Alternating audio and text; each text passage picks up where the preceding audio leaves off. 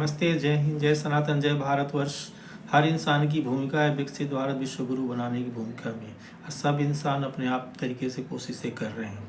एक कहानी मैं सुनाता हूँ। एक बार जंगल में आग लगता है। उस जंगल में हर तरह के जीव जंतु रहते हैं, इवन मनुष्य भी रहता है उसमें। लेकिन जंगल की आग कैसे बुझेगी, सबको ये ज्ञात भी रहता है कि इस आग से हम सब खत्म हो जाएंगे, लेकिन कोई भी उस जंगल की आग को बुझाने का कार्य नहीं करता है। उसी जंगल में एक पक्षी रहती है, इसको गौरैया बोलते हैं, छोटी सी पक्षी रहती है। वो आग जब लगती है तो अपने एक नदी पर जाती है, नदी में चोंच में पानी लाती है, आग पर डालती है। वो अनगिनत बार ये काम को करती है। दूर बैठे हुए एक महर्षि जो बहुत बड़े तपस्वी रहते हैं, वो इन सब चीज़ों को देख रहे होते हैं। वो गौरैया को बुलाते हैं। जब गौरैया को बुलाते हैं तो बोलते हैं कि तुझे क्या लग रहा है कि इससे जो अग्नि जो लगी हुई, जो सब कुछ खत्म होने वाला, तेरे चोंच के पानी से बंद हो जाएगा? तो ये क्या व्यर्थ की कोशिश कर रही है? गौरैया जो जवाब देती है, गौरैया का जवाब ये रहता है कि जब इतिहास में इस जगह को ख़त्म होने का, विनाश होने का कारण लिखा जाएगा, तो मेरा नाम आग जलाने वालों में, लगाने वालों में नहीं, आग बुझाने वालों में वर्णित होगा। शायद मैं भी समाज में यही भूमिका के थ्रू ये सब चीज़ कर रहा हूँ, और मैं वीडियो के थ्रू लोगों को सही जानकारी देने की कोशिश कर सकता हूँ। हो सके मैं बहुत ज़्यादा गलत भी हो जाऊँ, लेकिन मेरा यही उद्देश्य है। आज मेरा वीडियो बनाने का मेन पर्पज़ क्या था कि गुलामी तब शुरू होती है जब हम अपना पहचान छुपा देते हैं। इस सत्य के बारे में आपको मैं क्या बताऊं। भारत में हम लोग हैं ना, जो सनातनी हम लोग हैं, जो भारत के महापुरुष लोग हैं। भारत के जब आज़ाद हुआ ना, जिसको हम आज़ादी बोलते हैं, उसको हम आज़ादी नहीं बोलते हैं, एक से दूसरे तरफ सत्ता का हस्तांतरण, उसको मेरे भाषा में तो यही हम बोलेंगे। तो इतिहास लिखने का काम जो है ना, वामपंथियों को दिया गया। वामपंथी मतलब लेफ्ट वालों ने।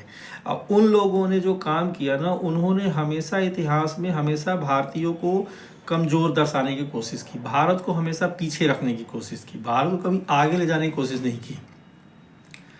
अब देखो, एक एग्जाम्पल आपको बताता हूँ। कालिदास को भारत का शेक्सपियर बोला जाता है। कालिदास को भारत का शेक्सपियर कैसे बोला जा सकता है? कालिदास शेक्सपियर में कोई तुलना ही नहीं है। जब शेक्सपियर के दादा परदादा पैदा नहीं होते तब के कालिदास हैं। समुद्रगुप्त को भारत का नेपोलियन बोला जाता है। जो नेपोलियन जंगल युद्ध हारने के बाद से हेलेना द्वीप पर जाकर कैंसर से सड़ सड़ के मरा, उसकी तुलना किससे कर रहे हो आप? समुद्रगुप्त, या उससे ऊपर आप दिखा रहे हो जो समुद्रगुप्त के साम्राज्य पूरी अखंड भारत में जो कभी भी जीवन में अपने जीवन काल में युद्ध नहीं हारे। भारत का मैनचेस्टर अहमदाबाद को बोला जाता है। अब अहमदाबाद का रेवेन्यू आप निकाल लो, मैनचेस्टर का आप रेवेन्यू निकाल लो, समझ में आ जाएगा क्या होता है।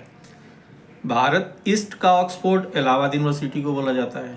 क्या बात है, मतलब हमारे ज्ञान को कुंठित किया गया कि दे आर द बेस्ट, वो अच्छे हैं और हम पीछे हैं। जबकि होना क्या चाहिए था, वामपंथियों को, अगर हम लोग जैसे राष्ट्रवादियों ने अगर इतिहास लिखा होता तो ये बोलता कि इंग्लैंड का कालिदास शेक्सपियर को बोला जाता है, इंग्लैंड का समुद्रगुप्त फ्रांस का समुद्रगुप्त नेपोलियन बोनापार्ट को बोला जाता है, इंग्लैंड का अहमदाबाद, कर्नावती भी ऐसे उसका नाम है, वो मैनचेस्टर को बोला जाता है। लेकिन नहीं, हमें चूंकि कुंठित करना था कि हम कमज़ोर हैं या हमारे यहाँ जो लेवल उठा वो उसके जैसा थे। उसके जैसा कैसे होते भाई? शेक्सपियर के दादा परदादा जब पैदा नहीं हुए थे तब हमारे यहाँ कालिदास ने बड़े बड़े महाकाव्य लिख के इस दुनिया से जा चुके हैं। ठीक है ना। अब देखो, जिस धरती पर मैं बैठा हूँ, इस धरती का तो मतलब कहना ही क्या है। जहाँ से मैं ये वीडियो बना रहा हूँ, ये मध्य प्रदेश की राजधानी है। यहाँ पर जब इसका विलय भारत में हुआ और जब ये राज्य गठित हुआ, तो यहाँ के पहले जो शिक्षा मंत्री बने, नाम क्या लूँ, भगवान के पास चले गए, स्वर्गीय बन गए वो। उन्होंने वो इतने, उनको अंग्रेजी और सेकुलर बनने का इतना उनको भूख सवार था कि हिंदी वर्णमाला में ग से गणेश होता था, उसको ग से गधा कर दिया। मतलब कंपेयर भी देखो, सेकुलरिज्म का भूत इसको बोलते हैं कि जो बच्चे ग से गणेश पढ़ते थे उनको ग से गधा कर दिया। आज का इतिहास आप उठा के देख लो, अभी का जो इतिहास है, एक हिस्ट्री की बुक आती है, उसमें आप इंडियन स्ट्रगल फॉर इंडिपेंडेंस, उसको आप पढ़ें। उसमें आप भगत सिंह के बारे में पढ़ें तो भगत सिंह के बारे में क्या लिखा है, हिस्टोरियनों ने क्या लिखा है कि भगत सिंह एक टेररिस्ट थे। लेफ्टिस्ट हिस्टोरियन ने ऐसे मतलब इतिहास लिखे हैं जैसे वो औरंगजेब के बगल में बैठे थे, औरंगजेब उनको बोल रहा था, उन्होंने लिखा। इन लोगों ने कोड किया उसको, मतलब जबरदस्ती को मुंह में घुसेड़ा कि शिवाजी महाराज पहाड़ी चूहा थे। ये जिसने लिखा है वो मतलब वो बैठा था औरंगजेब के बगल में, बोल रहा था, वो लिखा हुआ है। चंद्रशेखर आज़ाद, सूर्य सेन, ये सब लोग टेररिस्ट थे। सीबीएसई की बुक, आईसीएसई की बुक, सब में आप देख ली क्या लिखा रहता हमारा, क्या हम लोगों को पढ़ाया गया कि भगत सिंह एक टेररिस्ट है। इनसे तो अच्छे ब्रिटिश हिस्टोरियन थे जिन्होंने लिखा कि Bhagat Singh is a true revolutionary, मतलब भगत सिंह को उन्होंने ट्रू रेवोल्यूशनरी बोला।